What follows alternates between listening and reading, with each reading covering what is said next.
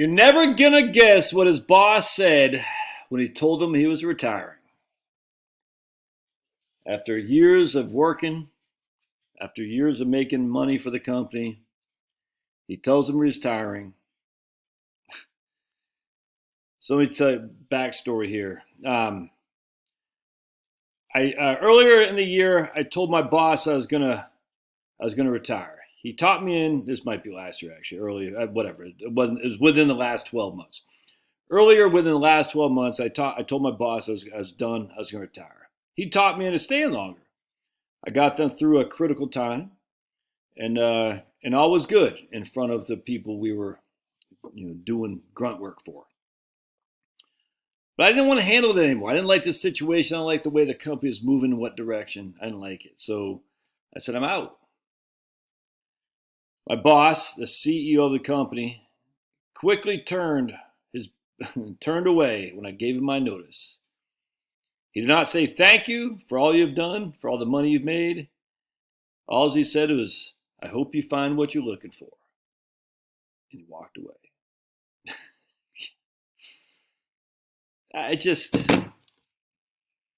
Then my man, this other guy emails me. He just got laid off. And I'm reading about USA laying off all these people. I tell you, man, what your boss is going to say when you leave is, what can we talk to this lady yesterday? I said, man, because she likes the company she's working for. But her husband's a little bit older, and she likes what she does, but she's like, it'd be better, if she had a more flexible schedule, let's just put it that way. And in her case, the boss would probably work with her. But I mean, what happens a lot, guys, is when you hang up the boots, the company's like, what? I had a guy a couple of years ago. He's in some industrial engineering, somewhere he's using his hands. You know what I'm saying? Where it's not a cubicle. And what was he doing? HVAC, industrial. I can't remember. But anyway, dude, my breath smells good. I just got done eating some ribeye. And his boss said, whoa, hey, we'll give you $50,000 more a year to stay on. He's like, what? Where was that money before? You should have been giving it to me before. You can't, my friends, you can't have this obligation because you're a good human being to the company. You can't. You got to take care of number one. And number one is you. I know you're honorable. If you're watching this channel, you're honorable. That's all there is to it. Not because I'm so honorable, but because we think alike. And we are polite. We have a sense of dignity. We aren't spendthrifts. How dare you? Look, dude, I know that people watching this channel are. They're just like me. They value a dollar. They're content. They love the Lord. And if loving the Lord is wrong, I don't want to be right. They're not freaking burning cigars with light cigars, $100 bills. I had a guy I was talking to the other day who got a Rolex. He goes, man, I'm never wearing that Rolex because either I'll lose it or it'll get stolen. If you got a Rolex, he didn't buy it. He got, it's like the old golden handcuff thing. You know how they give you a gold watch, and he literally got a gold watch. He goes, I'll never. I thought it was funny. Actually, it's funny because he went scuba diving one time and he had lost his own wedding ring. I guess he's down there doing the scuba diving stuff, and he found this wedding ring like with a diamond on there or something like that. I can't remember. So he told his wife, he goes, yeah, I guess I wear this. She goes, all right, if it fits, and it fit. And then a couple weeks later at a dinner, she's like, I don't like you wearing that guy's ring. And I said, oh, I get it, man, because, who knows? You're wearing that guy's ring, you're wearing his vows. I don't know. Like, who knows? That usually kind of creeped me out, man. Anyway, so he just has that under lock and key with his Rolex. I said, it's probably a good move. But I mean, the company, and that doesn't mean the companies are bad, but the companies have a different priority than you. You got to understand that.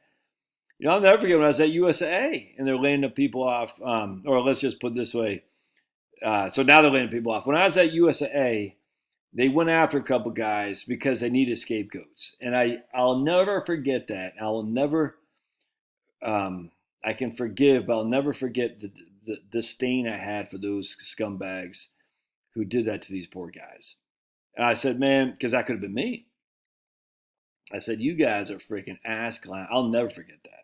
I said, wait, I thought we were USA. 4 generations of USA membership that my granddad, he had like a 3-digit USA number or 4-digit USA number. I got a 7-digit USA number, which is pretty low because I'm the Grampy, mom, me. So I'm the third generation. My kids are the fourth generation. But I think Grampy had a 4-digit USA number, and they're going after people for doing what USA told them to do, and then when the situation changed, like, oh no, it wasn't our fault, it's their fault. You're like, but we did exactly what you told us. Oh no, don't blame us, blame him. That's crazy, dude. The companies don't give a crap about you. They give a crap about you as long as you're making the company happy. How do you not know this? When you're not making the company happy, you're freaking gone, dude. They don't care. They don't care. It doesn't mean they're evil. It just means a corporation is an inanimate object. The CEO from the freaking the scummiest bag CEO to the nicest guy CEO still has to have numbers. He's still got to be profitable. He's still got to make ends meet. His number one priority is maintaining his ability to keep his business going, to keep his income coming in. That's his number one priority. There's no two ways around that. And so when he feels threatened for his priority, he's going to hold you accountable, either by laying you off or being an asshole like this guy right here. I hope you find what you're looking for. It's like, dude, I'm in my 60s. I don't want to be doing this further. I mean, don't you like my cut, by the way? Charlotte just cuts my hair really well.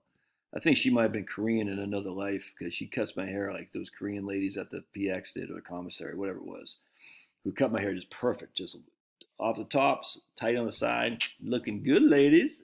No wedding ring either, ladies. Looking good. Because I lost my wedding ring. And so we got to talk about that guy's wedding ring.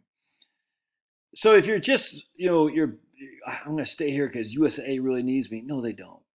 So we went to, Kevin had a track meet last night. His regional finals, and his team won, which is cool. And we were going to go to Chick-fil-A, for him because it's like freaking 9:30 or something like that. I guess Chick-fil-A closes at 9. So we went to McDonald's instead. We don't eat McDonald's probably once a year, if even that. I can't remember last time I ate McDonald's. But anyway, we went to because it's just right there, and there's everything else. And he and his buddy that were driving home. It's 9:30 at night. They've been, they hadn't had anything to eat since lunch. I mean, they're starving Marvin. So it's all right, let's just get some McDonald's. Anyway, we go through the drive-through, and there's a guy who you could tell is, somewhat special needs because I couldn't understand the word he said, and I don't hear well, so thankfully Charlotte was. All those guys can be replaced, man, with AI. We know they're already working on this. They're already having AIs doing your ordering at the drive-through window. You already go to the kiosk in some of these places. I guess McDonald's, right? They do got a kiosk in there. I mean, it's only a matter of time before it's all machinery, even the making of the product, the bagging and stuff like that. There are probably one or two guys there to manage that. But the point being is, none of these people care about you. They care about the bottom line. And that's okay. That's okay. But if you sit there thinking, man, my company really needs me, well, they need you as long as you're doing something that they need. But the minute you say, I'm not going to do that anymore, they're going to turn their back on you, dude. You got to take care of number one. I'm just talking to this guy today. Freaking crushing guy, cop. He retired. He said, man, I'm going to retire 43. He's 20 years in. And then he said, man, my first year of retirement, I bought a Harley. I was freaking partying like it's 1999. My triglycerides through the roof. I said, I needed to work. So now he's got a second. He's in a cop. He goes, I've known freaking cops all over the place who died well before 70 because of heart attacks and strokes and whatnot because it's such a stressful gig. And so he's crushing now, this guy. And he likes what he does. He's in a good situation. But at the same time, he's like, look, man, I know my days are short because of my line of work. When I can, I'm going to get out. When that is, we don't know. When we talked about it. But he's in a good place. It's a mutually beneficial arrangement. The police force needs him. He needs the police force. But when it's not mutually beneficial, either you're freaking stressed out or the company doesn't need you anymore because they're having a hard time making ends meet, dude, you're the one that's going to be left with an empty bag. And you got to freaking did him out before that. Because if you wait, then you're going to be like, my man Bruce has sent me this article from Goldman Sachs, so freaking clown show. And I'm going to show you because if you get forced out, you're going to be stressed out. If you leave on your terms, you'll be less stressed out. Even if you know you're okay financially, if you get forced out because of health, because of downsizing, because your boss is a clown, you're going to be stressed out. Trust me, man. Trust me. They don't owe you anything, and you don't owe them anything. Love your thoughts. We'll see you.